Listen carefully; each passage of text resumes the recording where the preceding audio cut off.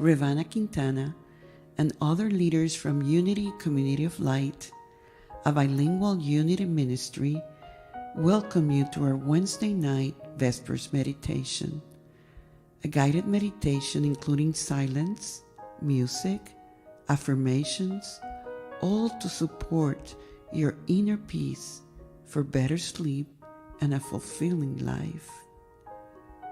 Connect effortlessly to Spirit and make your nightly routine more enriching.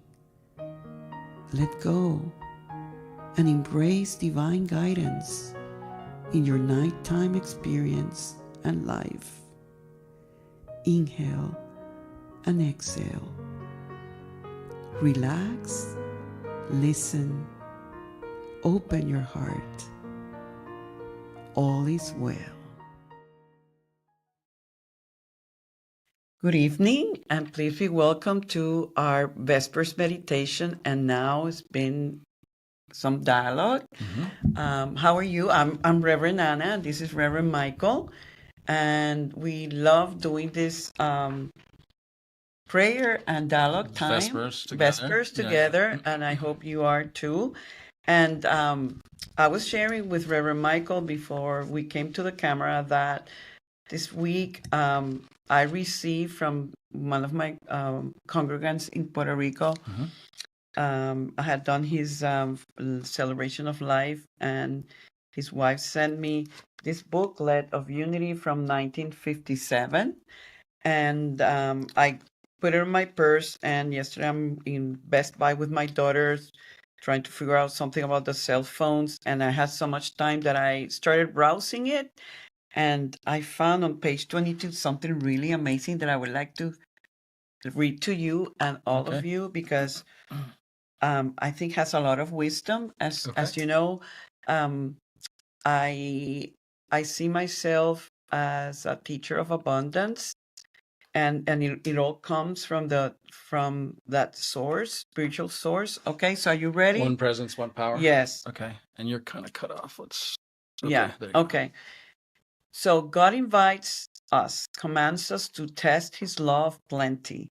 Bring ye the whole tithe into the storehouse, and prove me now, if I will not open you the windows of heaven and pour you out of a blessing, and there shall not be room enough to receive it. First, we give our seeming inadequate bit to God in simple obedience to his command. He in turn promises blessings that are greater than what we can contain. This is evidence of his plenitude. Many who do not avail themselves of the blessing of tithing are saying, in effect, that they cannot do without the small portions that they owe to God. By doing this, they deny themselves the abundance that God has promised. Again and again, the Bible makes it clear that not only is receiving contingent on giving, but giving must actually precede receiving. Thus, we must place first things first. Failure to receive is never the result of God's insufficiency, but of our neglect to comply with the conditions of his promise.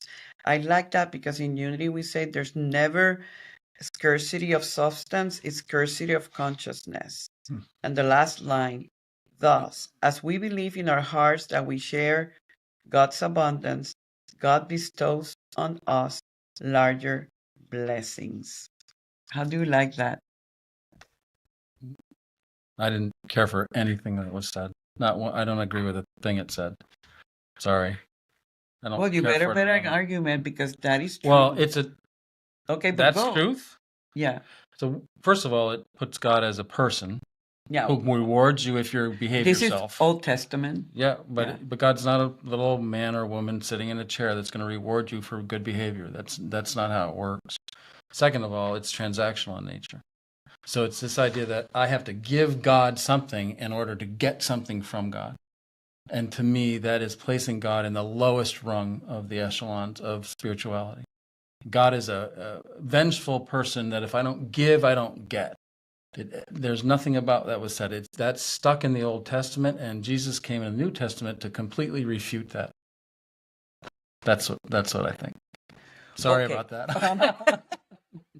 You see, there's no filters here. Yeah. Okay. But let me just, okay. I feel that this is going back to the stages we have talked about before, that in our spiritual evolution, we have a transactional relationship with God. And let me explain why. I do not. Maybe not you, but I think many of us, as we have faced life challenges and the challenges, let's say, at the material level, we feel that everything has to be handled at that level. And as we start connecting with divine laws and spiritual laws, we realize that the nature of our abundance comes from the spiritual realm, and that initially, when we are in that maybe stage of victimhood where we feel separate, we see an external God, we need to know that that in the way that we open up to this source, that we're going to get back. Yes, that's transactional, but to me, it's the first stage, or just, in our initial stages, until we realize that it's all there, and that as we open and accept and act from there, it's like it's an expression, a natural expression of our divinity and our divine nature. So I'm But with that's you not there. what he was saying. Right. What he was saying, that is, you don't do this, you get punished. No, not punished. Yeah, the right. last thing said not you won't punished, get it. but you won't get it because you're, I mean, Couldn't disagree with that person more. And yes, I do think there's stages to an awakening. The bottom stage, it's your just bottom. The lower rung of that description is this idea of victimhood. This is the Abraham Isaac story. Mm-hmm. Well, Jesus came to fulfill the law, didn't he? Yes. That's done. We don't have to worry about that stuff anymore. Now it's all right there. We just have to open up inwardly and accept it. And it's our not accepting it that causes the blockage, not the not giving it.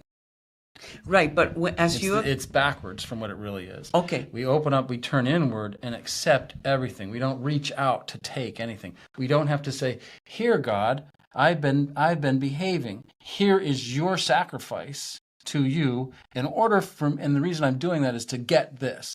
The moment we do that, we place God other than what we are, as this entity that is sitting somewhere judging us.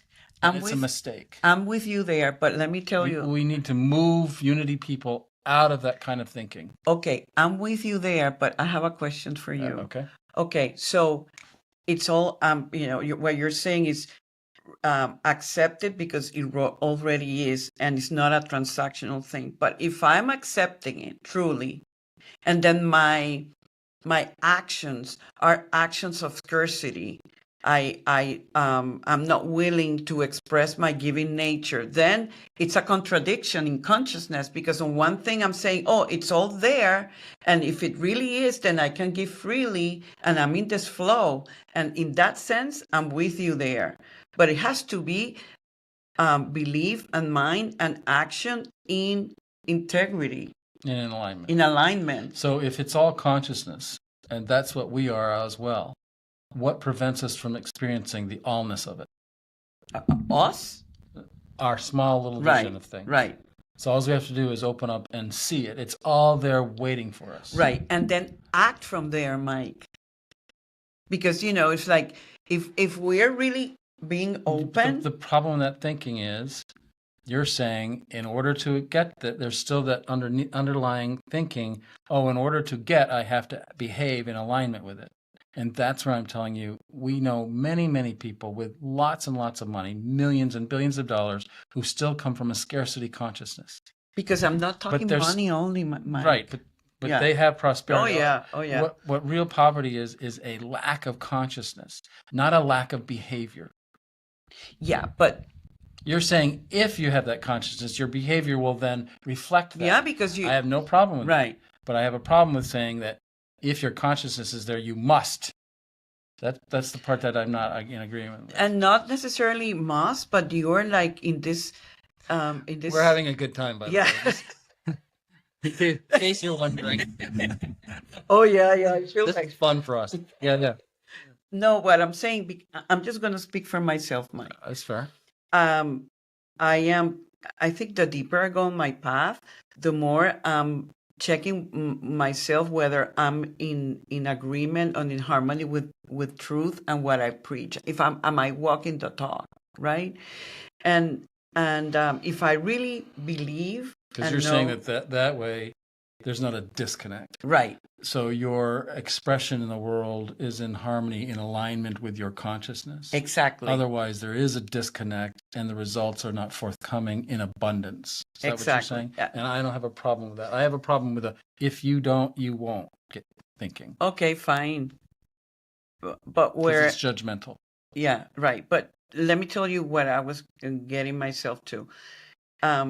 If I, you know, I have come to understand that if I am really fearless and if I'm really in contact with, my source, and I am in that unison relationship, and there's no fear, my expression in giving, it's free, because it's like, oh my God, I'm in this flow of total abundance. So I'm a continuation of that. The times where I see myself controlling and not wanting to maybe do so, I check myself and I go, oh, there's fear. I'm not, So I'm you're putting, blocking it. I'm blocking it, and I'm giving something else the power. You see? So, because if I really, the times that I have really given freely, is that I know I'm fear free, and I'm just, I'm an extension of that, and that's where I really believe that is true. That I'm saying what you're saying, yeah, it's there, it's who we are, it's how this works. And then when I'm in full connection, it comes to me and I give it. I'm an extension of that giving nature You're a of the conduit divine. through which it flows. Exactly. I have no problem with that, what you said at all. So then But that's different than this guy who said there's a transactional relationship, and if you don't, you're punished. That's where I got I got because unhappy. I think what you're The idea that there's a person out there who's punishing you if you don't behave. That I'm with need you to there. throw that thinking out. Right. But are we in the safe space right now? Can we Pretty make good. peace? We can. Okay. I win. Okay, so who wants to start the meditation right now? I'll start. Yeah, please. You want me to start? Yeah, because I Okay. need you to calm me down, because I'm like, Oh. no, just kidding. Okay, let's do this. So we come together to meditate. Sitting upright, we close our eyes, looking through that space between the eyebrows, raising our gaze, letting the tension wash away from us, pulling all our awareness up into the higher brain centers, forehead. We take a breath in, and we let it go. Turning inward, we know that we are one with the Source, that there is no separation, and that at the core we are pure existence being. In Jesus' words, I and the Father are one, but He is greater than I am. We know we are waves in the ocean of consciousness, and all that is inherent to the ocean is inherent to us.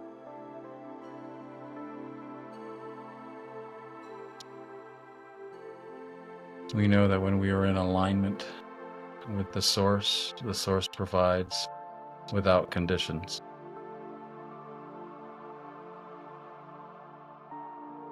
We know that we don't have to give to get, because it's all one thing, one presence, one power.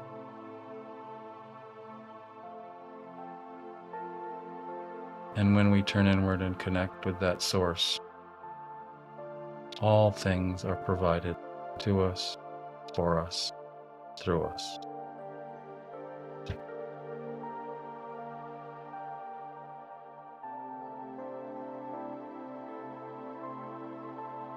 And let us all picture right now and experience the flow.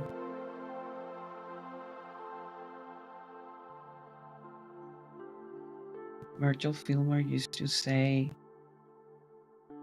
God gives freely. And I know that might sound transactional and personal, but we acknowledge whichever space we might be at, knowing that beyond our consciousness level, there's a truth that is holding all of this universe together, and that the foundation of everything is just a oneness, one source, one mind, one heart, one presence. And we are that.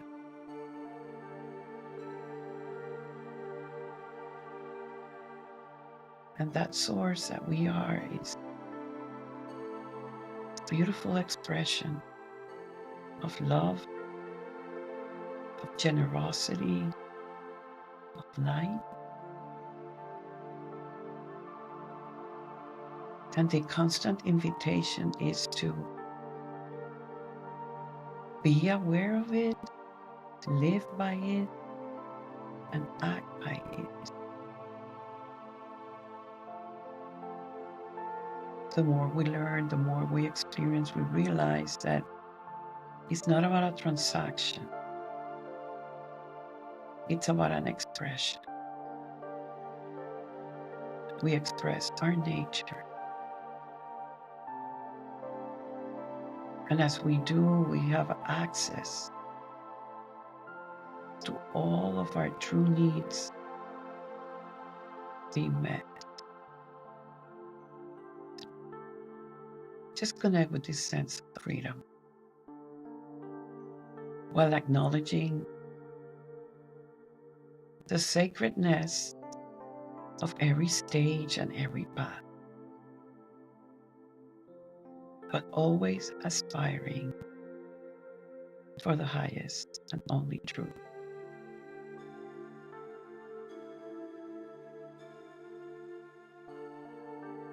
Just experience yourself